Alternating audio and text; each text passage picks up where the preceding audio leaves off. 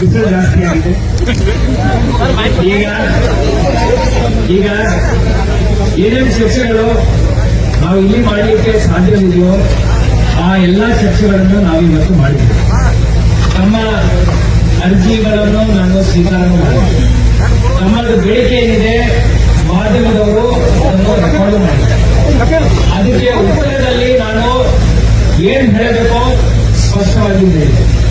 ಅದರಿಂದ ಇವತ್ತು ನನ್ನ ಬೇಡಿಕೆ ಏನಿದೆ ನಾವು ಹೌದು ಈಗ ನವೆಂಬರ್ 1 ಅಂತ ಹೇಳಿ ಸರ್ಕಾರದಿಂದ ಕಾರ್ಖಾನೆಗಳು ಚಾಲೂ ಆಗೋ ದಿವಸವನ್ನು ನಿಗದಿ ಮಾಡಲಾಗಿದೆ.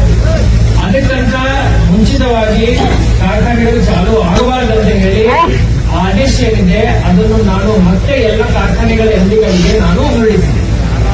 ಈ ನಿಟ್ಟಿನಲ್ಲಿ ಯಾರು ನವೆಂಬರ್ 1 ಒಳಗಡೆ ಕ್ರಷಿಂಗ್ ಶುರು ಮಾಡಬಾರದು.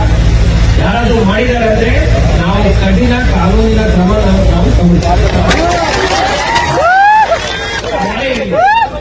ಯಾರೇ ಇರಲಿ ನಮ್ಮ ಮುಖಂಡರ ಜೊತೆ ನಮ್ಮ ಮುಖಂಡರ ಜೊತೆ ಈ ಸಭೆ ಆದ ನಂತರ ನಾವು ಮತ್ತೆ ಕೂತ್ಕೊಂಡು ಚರ್ಚೆ ಮಾಡ್ತೀವಿ. ಸುದೀರ್ಘವಾಗಿ ಆ ಚರ್ಚೆಯಲ್ಲಿ ಎಲ್ಲ ವಿಚಾರಗಳನ್ನು ನಾವು ಮತ್ತೆ ಡಿಸ್ಕಸ್ ಮಾಡಿ ಬ್ರಾಡ್ಲಿ ಚಿನ್ನಪ್ಪರವರು ಹಾಗೂ ಗುಂಜಿರವರು ಹಾಗೂ ಪವಾರ್ ಅವರು ಸುಭಾಷ್ ಅವರು ಏನ್ ಹೇಳಿದ್ದಾರೆ, ನಿಮ್ಮ ನಿರೀಕ್ಷೆ ಏನಿದೆ ಅದಕ್ಕೆ ತಕ್ಕಂತ ಕೆಲಸ ಜಿಲ್ಲಾಧಿಕಾರಿಯಾಗಿ ನಾನು ನನ್ನ ಎಸ್ಪಿ ಅವರು ಇಡೀ ಜಿಲ್ಲಾಡಳಿತ ಮಾಡುತ್ತೆ ಅಂತ ಅವರಿಗೆ ನಾನು ಹೇಳ್ತೇನೆ.